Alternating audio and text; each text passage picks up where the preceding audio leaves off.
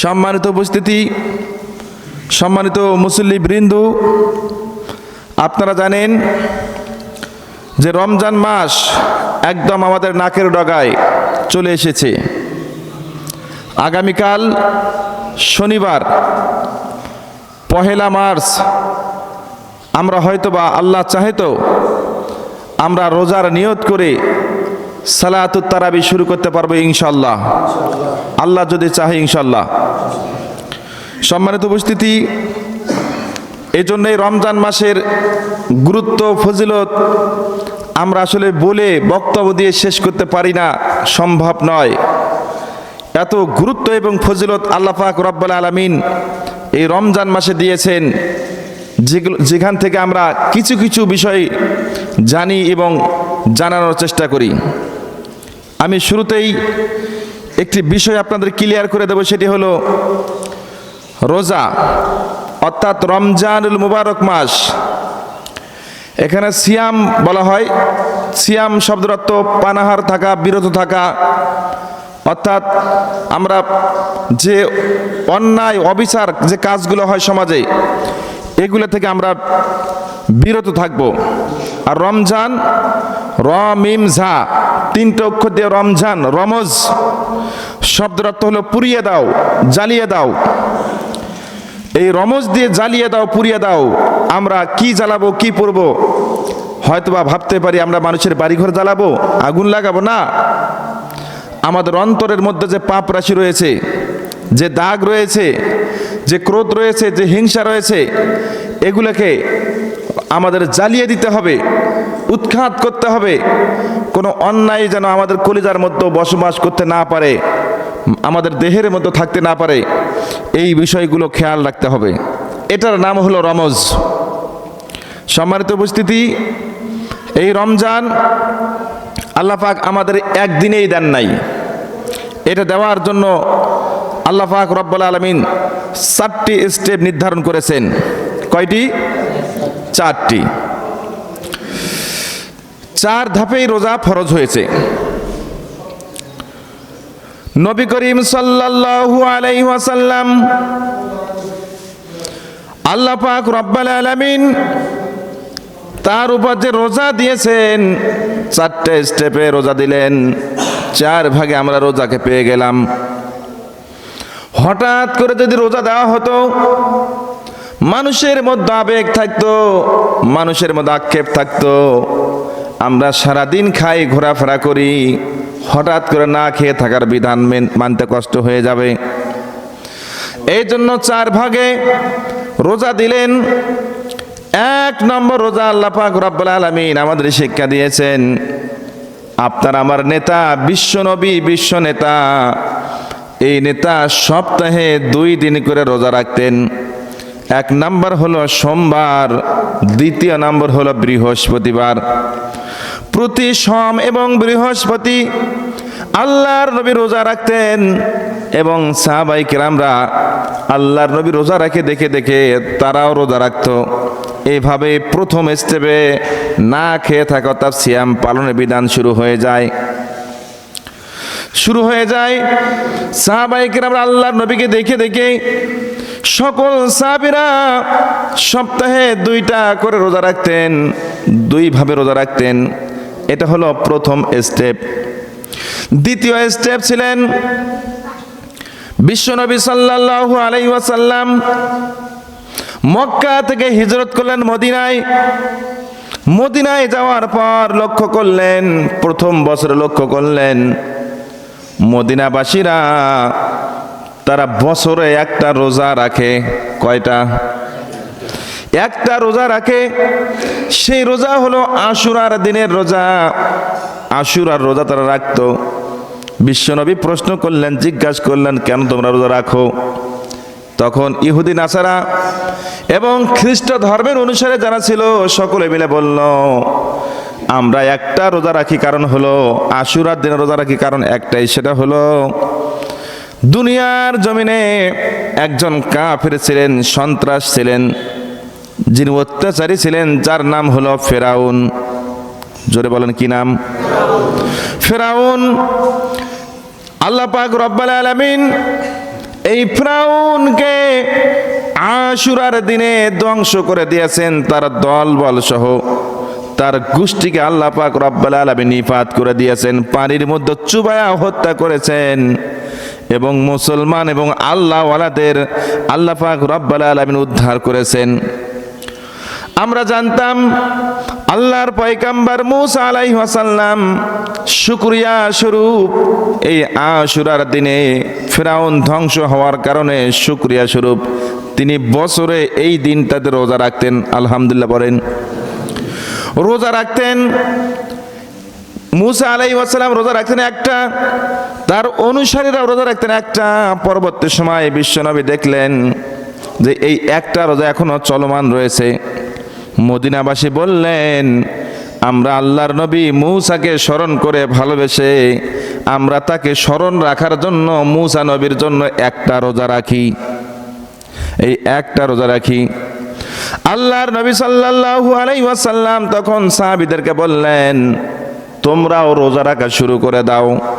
তার কারণ মুসা হলো আমার ভাই, মুসাও নবী, আমিও নবী, নবী হয়ে নবী আমার ভাই, এই জন্য আমার ভাইয়ের প্রতি ভাইয়ের হক অধিকার কম না বেশি?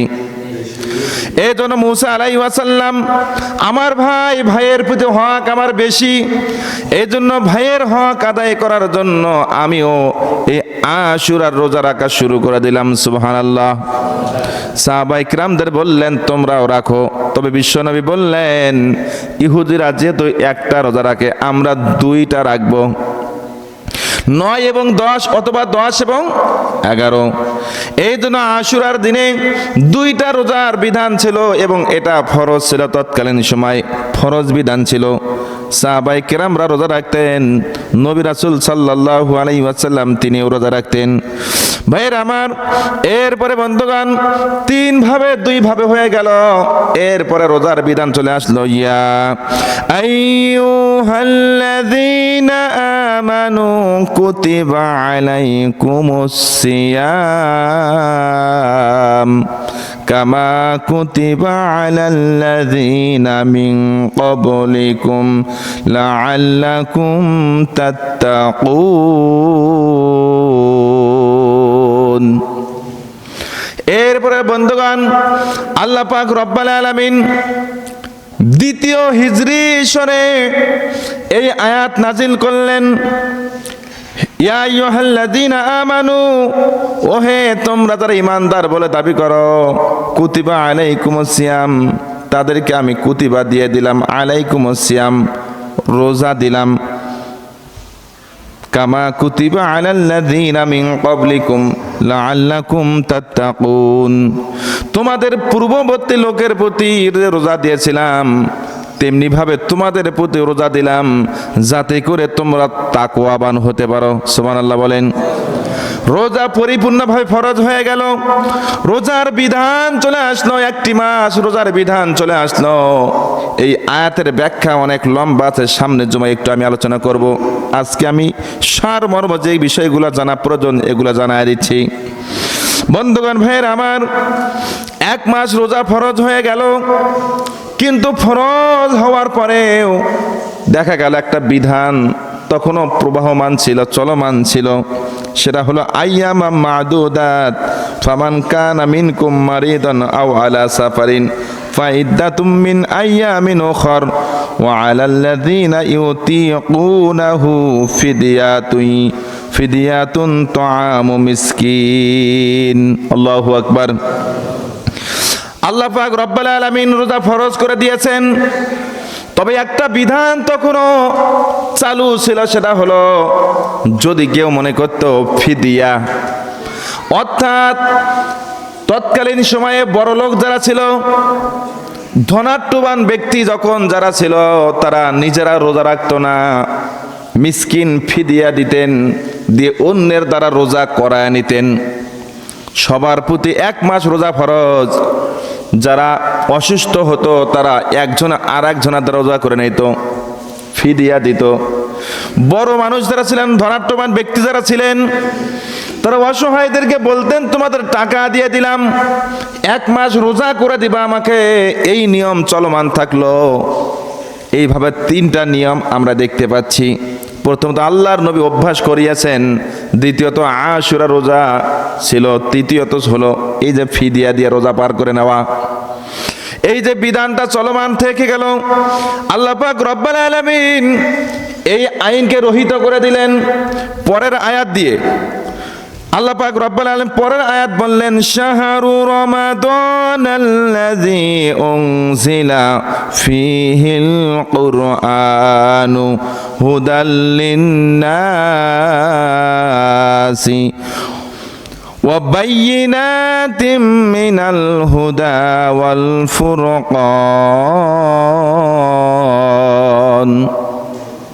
আল্লাহ পাক রব্বুল আলামিন পরের এই আয়াতখানা নাজিল করলেন, 185 নম্বর আয়াত। এই আয়াত নাজিল করে দিয়ে প্রমাণ করে দিলেন যে যার যার রোজা তাকে তাকে আদায় করতে হবে। এখন থেকে আর ফিদিয়া দিয়ে রোজা পালন করার বিধান থাকবে না। আলহামদুলিল্লাহ বলেন। ভাইয়ের আমার, এইভাবে রোজা কুরবান নয়, ধীরে ধীরে 4টা স্টেপে আমাদের প্রতি চলে আসে, যাতে করে আমরা তাকওয়াবান হতে পারি, ভালো এবং মন্দ বুঝতে পারি, আমরা আল্লাহকে চিনতে পারি, আমরা গরিব অসহায়ের হক আদায় করতে পারি। এইভাবে 4 স্টেপে আল্লাহ পাক রব্বুল আলামিন আমাদের জন্য পবিত্র এই রমজানুল মুবারক মাসে রোজা দান করলেন। সুবহানাল্লাহ বলেন। ভাইয়ের আমার, এরপরে আমরা গুরুত্বপূর্ণ বিষয় একটা আসবো। এই রমজান মাসে 7টি করণীয় রয়েছে এবং 7টি বিষয়ে বর্জনীয় রয়েছে। আমাদের 7টি কাজ করতে হবে। জোরে বলেন, কয়টি? রমজান মাসে আমরা 7টি কাজ করব এবং 7টি কাজ আমরা বর্জন করব। 1 নম্বর করণীয় বিষয়গুলো আমি বলে যাই। রমজান মাসে যে কাজগুলো আমরা করব, যে 7টি বিষয় আমরা পালন করব। 1 নম্বর বিষয় হলো এই রমজান কোরআনময় করা। কিময়? কোরআনুল কারীম নাজিল হয়েছে এই রমজান মাসে। এই রমজান মাসে কোরআনুল কারীম আল্লাহ পাক রব্বুল আলামিন আপনাকে আমাকে দিয়েছেন। এই জন্য রমজানকে কোরআনময় করতে হবে। তার মানে হলো কোরআন শরীফ পড়তে হবে, কোরআন শরীফ বুঝতে হবে এবং কোরআন অনুযায়ী জীবন গঠন করার প্রয়োজন আছে না নাই? অবশ্যই অবশ্যই কোরআন অনুযায়ী জীবনকে পরিগঠন করতে হবে। এটি হলো রমজান মাসের প্রথম করণীয় বিষয়। দ্বিতীয় নম্বর বিষয়, 2 নম্বর, ধীর স্থিরভাবে সালাত আদায় করা। লম্বা করে নামাজ আদায় করতে হবে। লম্বা লম্বা সূরা দিয়ে নামাজ পড়ার বিধান করেছে কে? কোরআন নাজিলের মাসে কোরআন তেলাওয়াত হবে। আপনি এশার নামাজ পড়বেন, তারাবি পড়বেন, এরপর নফল নামাজে দাঁড়িয়ে যাবেন। বন্ধুগণ, আমি গত বছরে বলেছিলাম রমজান মাসের 4টা শিক্ষা আমার কাছে রয়েছে। 1 নম্বর হলো সিয়াম, 2 নম্বর হলো কিয়াম, 3 নম্বর হলো বদর, 4 নম্বর হলো কদর। সুবহানাল্লাহ বলেন। গত বছরের বিষয়টা বলেছিলাম। তাহলে সিয়াম এবং কিয়াম, বদর এবং কদর। আলহামদুলিল্লাহ। সিয়াম মানে পানাহার থাকা, অন্যায় কাজ থেকে বিরত থাকা, জুলুম না করা, মানুষের ক্ষতি না করা, ভালো কাজগুলো করা, এটার নাম হলো সিয়াম। 2 নম্বর হলো কিয়াম। কিয়াম মানে দণ্ডায়মান হওয়া, দাঁড়িয়ে যাওয়া। এখন রমজান মাস আপনি আরাম করে ঘুমাচ্ছেন, চলবে? রমজান মাস কিয়ামুল লাইল করতে হবে, দাঁড়িয়ে যেতে হবে, রাতের পর রাত, সময়ের পর সময়, ঘন্টার পর ঘন্টা নামাজের বিধান আল্লাহ পাক রব্বুল আলামিন এই রমজান মাসে দান করেছেন। জোরে সোরে বলে সুবহানাল্লাহ। এই জন্য বন্ধুগণ, সিয়াম কিয়াম করতে হবে। এরপরে বদরের শিক্ষা আমাদের সামনে আছে, আমরা সামনে আলোচনা করব। এরপরে কদর আছে না নাই? কদরের শিক্ষাও কাজে লাগাতে হবে, সামনে বলবো ইনশাআল্লাহ। সম্মানিত ভাইয়ের আমার, এই জন্য বলতেছিলাম ধীরে স্থিরভাবে লম্বা করে নামাজ আদায় করবেন। তারাবি শেষ হলো, এশা শেষ হলো, আপনি একা একা রমজান মাসে দাঁড়িয়ে যাবেন। একা একা দাঁড়িয়ে যাবেন, সালাত আদায় করতেই থাকবেন। লম্বা সময় ধরে চোখের পানি ছেড়ে দেবেন, কান্না করবেন, সেজদায় গিয়ে লম্বা সেজদা দিবেন। এই লম্বা সেজদার মাঝখানে যে দোয়াটি আপনি করবেন, ওই দোয়া কখনোই আল্লাহ আপনাকে ফেরত দেবে না, সঙ্গে সঙ্গে মঞ্জুর হয়ে যাবে। সম্মানিত ভাইয়ের আমার, এরপরে 3 নম্বর বিষয়, 3 নম্বর যে বিষয়টা থাকবে সেটা হলো তাহাজ্জুদ সালাত। তাহাজ্জুদ পড়তে হবে। নামাজ আমরা অবশ্যই 5 ওয়াক্ত পড়ব, তারাবি পড়ব, এরপরে অতিরিক্ত যে নামাজটি আদায় করে সেটা হলো তাহাজ্জুদ। আমরা দেখা যায় বছরে একদিনও তাহাজ্জুদ পড়ি না, এরকম লোক আমাদের সামনে আছে। 5 ওয়াক্ত নামাজ পড়ে কিন্তু তাহাজ্জুদ পড়ে না। এই তাহাজ্জুদ পড়ার জন্য উত্তম সময় আল্লাহ পাক রব্বুল আলামিন আমাদের দিলেন রমজান মাস। জোরে বলেন কি মাস? রমজান মাস। কিভাবে হবে? আপনিও যখন ঘুমান, আপনার স্ত্রীও তখন ঘুমায়, আপনার মা তখন ঘুমায়, দাদি যখন ঘুমায়, নানি তখন ঘুমায়, কি বলেন, একসঙ্গে ঘুমিয়ে যায়। আবার শেষ রাত যখন হয়ে গেল, সাহারি তৈরির জন্য আপনার স্ত্রী জেগে গেল, আপনার মা জাগলো, আপনার বোন জাগলো, আপনার দাদি নানি জাগলো, আপনি কেন ঘুমিয়ে থাকেন? আপনি সঙ্গে উঠে যান, সঙ্গে সঙ্গে দাঁড়িয়ে যান, উঠে যান, ওযু বানায়া পরিবারের লোকজন রান্না করবে, খাবার তৈরি করবে, আপনি সময়টা নষ্ট করবেন না। যায় নামাজ বিছায়া আল্লাহকে সন্তুষ্টির জন্য তাহাজ্জুদ শুরু করে দিবেন। করা যাবে ইনশাআল্লাহ? বলেন না কেন? আমরা এই রমজান মাস 30 দিন একদিনও তাহাজ্জুদ কাজা করব না ইনশাআল্লাহ। বলেন তো সাহস করে।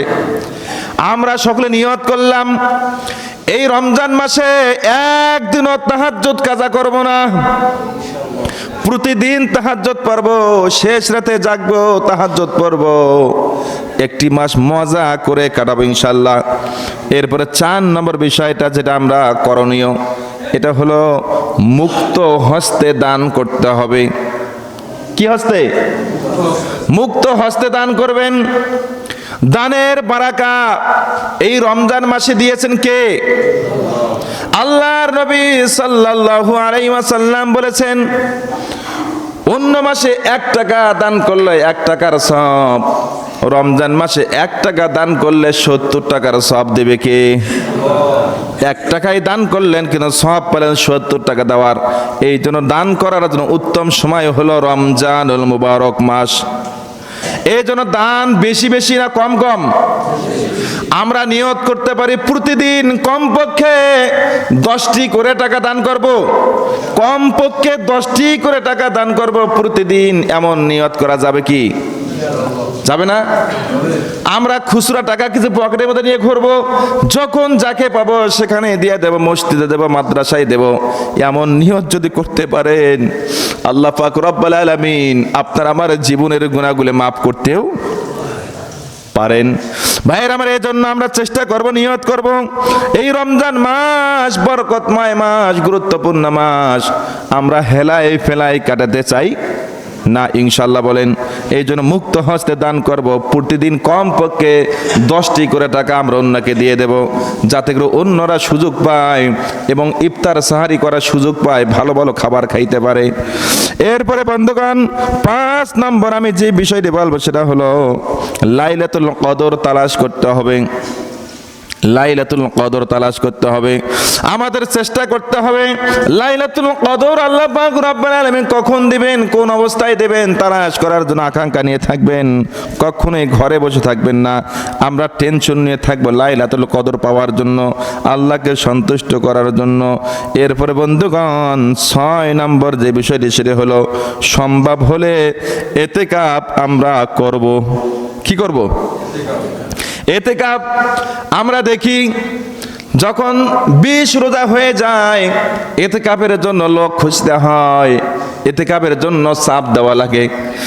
আবার দেখা যায় ইমাম সাহেবরা জোর করে করে বলে কে কে থাকবেন, দাঁড়ান, দাঁড়াই না, এরপরে জোর করে চেপে দেই আমরা। কি বলেন? এই কাজটা যাতে করে না হয়, প্রত্যেক ব্যক্তি নিয়ত করে নেন, পরিকল্পনা নেন যে এই বছর আমরা ইতিকাফ করবো ইনশাআল্লাহ। প্রত্যেকে নিয়ত করেন। আর ইনশাল্লাহ বলেন, ইনশাল্লাহ বলে তো থাকা রাখবে না, চেষ্টা থাকবে, নিয়ত আছে, ইচ্ছা আছে। আল্লাহ কবুল করুন সকলে বলে আল্লাহুম্মা আমিন। আমরা প্রত্যেকে নিয়ত করলাম আল্লাহ ইতিকাফ করার মতো পরিবেশ তৈরি করে দেন, যাতে করে আমরা সকল ব্যক্তি ইতিকাফে বসতে পারি, আল্লাহুম্মা আমিন। এরপরে 7 নম্বর বিষয়, সর্বশেষ যে পয়েন্টটি, সেটি হলো শিশু ও নারীদের প্রতি বিশেষ খেয়াল রাখা। শিশু এবং নারী যারা রয়েছে, সম্প্রদায় রয়েছে, তাদের প্রতি আমরা বিশেষ খেয়াল রাখব ও রমজানের রোজা রাখতে উৎসাহ প্রদান করব। আমরা ছোট ছোট ছেলে মেয়েদেরকে রোজার জন্য উৎসাহিত করব ইনশাল্লাহ। অনেক আব্বা মা আছে সন্তানকে রোজা থাকতে দেয় না, বলে না শরীর খারাপ হবে, চেহারা খারাপ হবে। আল্লাহ যদি চায় মুহূর্তের মধ্যে চেহারাকে নষ্ট করে দেবে, কথা বলেন ঠিক কিনা? অনেকে চিন্তা করে সামনে আবার এসএসসি পরীক্ষা এই বছরে হবে, অনেক বাবা মা না বাবা রোজা রাখলে পরীক্ষা খারাপ হবে, বলে কি বলে না? বলবে। এজন্য আমি আপনাদেরকে বললাম সন্তানদেরকে উৎসাহ দেন, রোজা রাখো, ব্রেন শক্তি বৃদ্ধি করে দেবে কে? ভাইয়েরা আমার, এরপরে আসেন বর্জনীয় যে বিষয়গুলো আমাদের সামনে রয়েছে, যে বিষয়গুলো আমরা পরিহার করব, বর্জন করব, তার মধ্যে 7টি বিষয় রয়েছে। 1 নম্বর বিষয় হলো বিলম্বে ইফতার করব না। বিলম্বে ইফতার করব না।